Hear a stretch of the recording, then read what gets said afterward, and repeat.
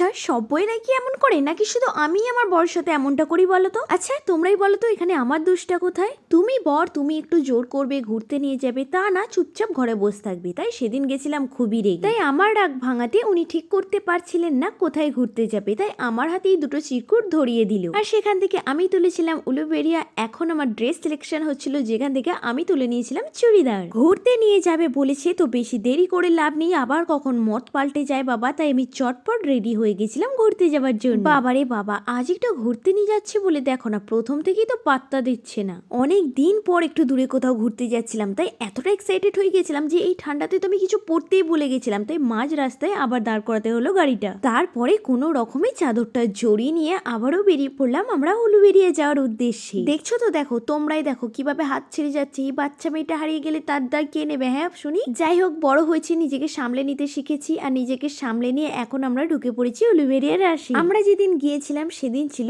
উলুবেড়িয়ার শেষ দিনের রাত, কিন্তু বিশ্বাস করো বন্ধুরা সেদিন দেখে মনে হচ্ছিল না একদমই যে এটা ছিল শেষ দিনের রাজযাত্রা। সত্যি কথা বলতে সেদিন দেখে মনেই হচ্ছিল না যে সেই দিনই ছিল রাজযাত্রার শেষ দিন। যাই হোক, রাজ দেখার পর আমরা সোজা চলে গেছিলাম মেলায়। আর মেলায় যাব ঠেলা খাবো না সেটা তো হতেই পারে না। মেলায় গিয়ে ঠেলা খেয়ে কিছু টুকিটাকি জিনিসপত্র কিনে নিয়ে সত্যি বলছি এত ভিড়ে একদমই ভালো লাগছিল না, তাই আমরা সোজা চলে এসেছিলাম কালীবাড়ির ভিতরে।